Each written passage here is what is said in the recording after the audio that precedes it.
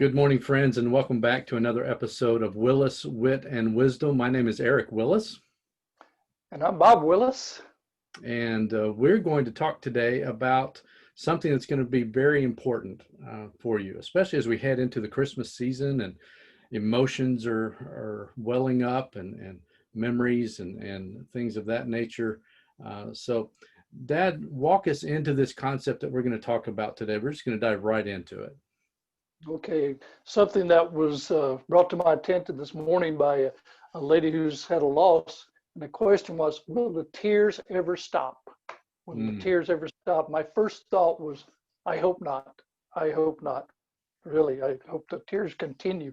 But what will happen is, especially because of the holidays, things will be triggering memories for us, and those will come back and flood us. And yes, the tears may start flowing in an instant. I'm reminded, Eric, of a lady I'd met who early on in my grief work, she was in her 80s and her husband had died. She'd been a caregiver for him. She said, I was in the grocery store. I reached up and took down a jar of olives, and I looked down the aisle and there was a man and woman shopping together. She said, that made me so angry. I wanted to throw those olives at them because that was supposed to be me and my husband. And she said, I just wanted to throw that at him. And of course I asked, did you throw it? She said, no, I just started crying and put them back on the shelf and left the store. But those bring about memories, even something as simple as shopping for groceries, because you may be reminded of a relationship, the person you cared for, the food they like. The least little thing will trigger memories, because we lose people physically. That's the part we lose. Emotionally, we never lose our loved ones. And so those things will just come roaring back at times. And you may even go through a quiet time where the emotions you think are settled, and then something as simple as a song on the radio will bring them back. Tears are okay. In fact, tears are very normal. I don't worry about people who cry. I really don't. I think you're either crying on the inside or you're crying on the outside. If you're crying on the inside, your heart's filling up with tears and there'll be a heaviness with it. So if you can visualize that, it helps to express it. That's when grief becomes mourning. It's when you express it either words or tears. Real healthy to do. Excellent, and absolutely correct. You know, it's interesting, our five senses. You know, God wired us with five senses that we relate to the world around us. And I believe the five senses are a gateway to our emotions. We can see something, it will spur an emotion, a memory of a loved one. We can smell a perfume or a cologne, and a memory will pop up. So our five senses are kind of a gateway for those emotions to come out. I remember I was watching a baseball game on TV, and it was a throwback game where the team wears jerseys from a previous era type thing. And it happened to be a team that wore a jersey from the 70s. And I remember a flashback of me sitting in the middle of the floor in my grandpa's house in Sterling, Oklahoma. We were watching a baseball game, and on the commercials, he would ask me to change the channel. So I became the remote control for him. Exactly. And I'd go up and turn the channel to another game that was on, and turn it back and back and forth. Just a wonderful memory of watching a baseball game and remembering Papa. Yep. So, those things don't go away. They're still part of us. And like I said, the least little thing will trigger those. So the question, will the tears ever go away? No, I hope not. They will soften, and we'll find that we're not as sensitive in some ways, but we can control it a little bit.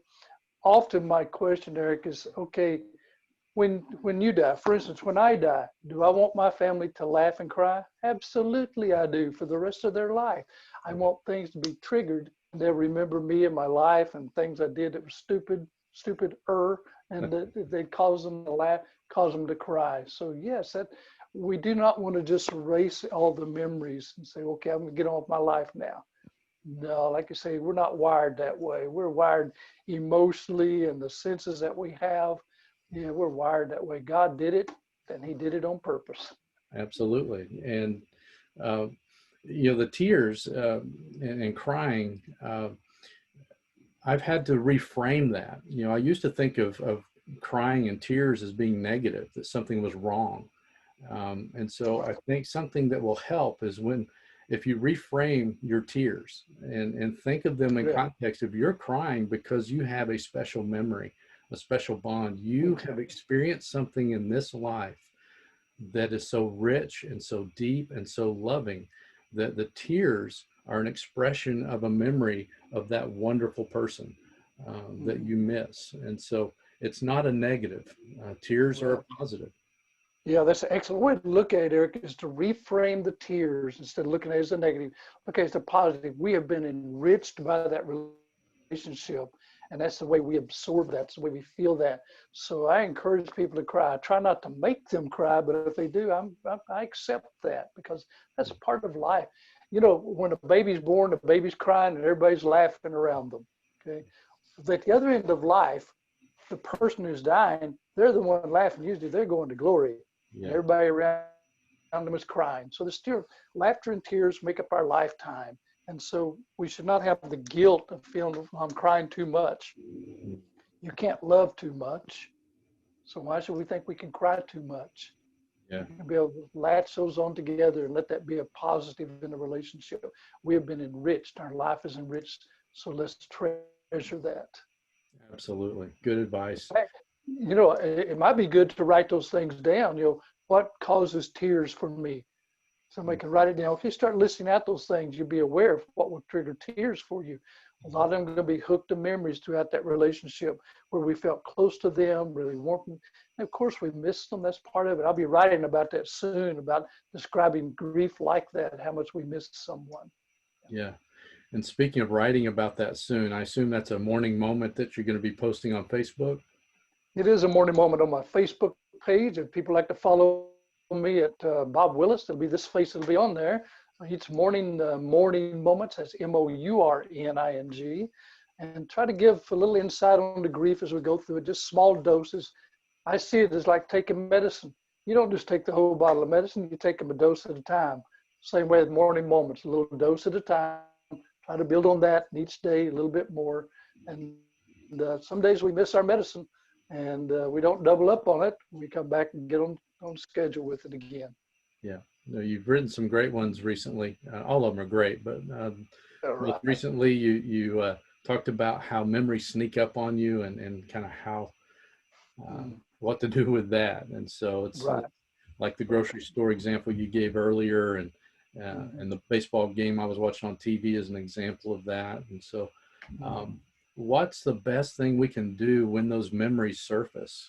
Do we try to repress those as quick as we can in order to get on with our day? What advice do you give when those memories surface? Yeah, if at all possible, if we're in an environment we can call timeout and things around us and kind of pull back a little bit to absorb that and think through it and feel it. You may have to go to the restroom and have a little private time to feel that memory and then come back out. But if we can just try not to push it away, but find a way, a location to absorb that. If you're driving, maybe you pull off for a while, just sit somewhere in the car and absorb that. It may be because of a song on the radio, absorb that for a few minutes and just get back and realize that's a reminder of that special relationship you had. It stirs up the love in the relationship. And so treasure that.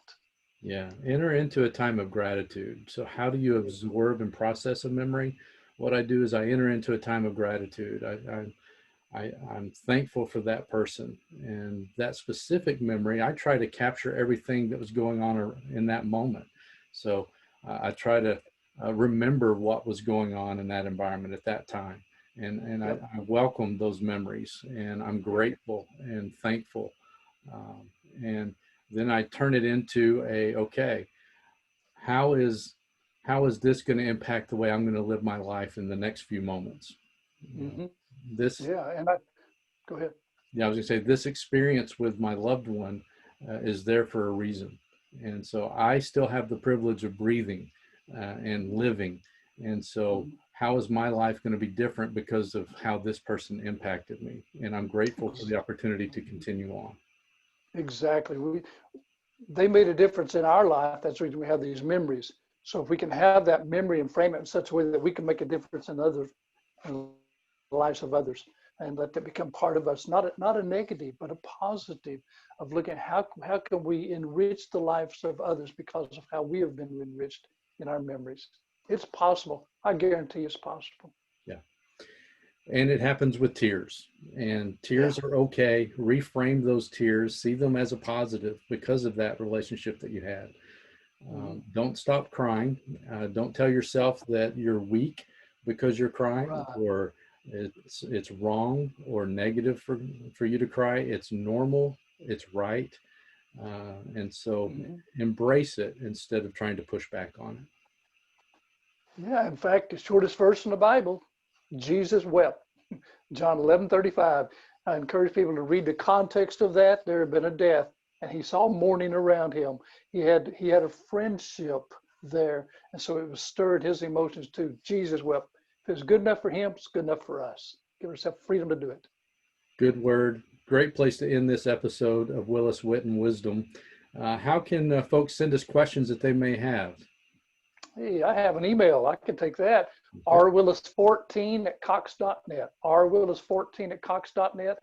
Email us the questions or subject that you'd like for us to talk about, and we'll dig up some wisdom from someone and try to share it here today. Believe it or not, Eric and I do not know everything. Not We everything, really not don't. yet.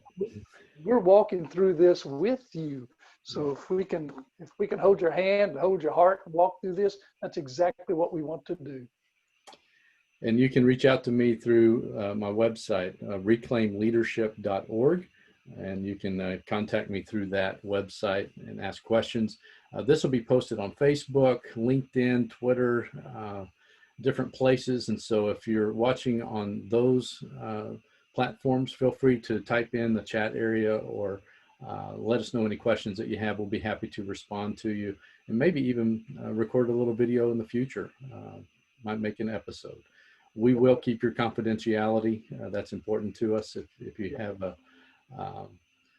a question that you're uncomfortable asking in a public forum, that's where you can email Dad, rwillis14@cox.net, or reach out to me through reclaimleadership.org.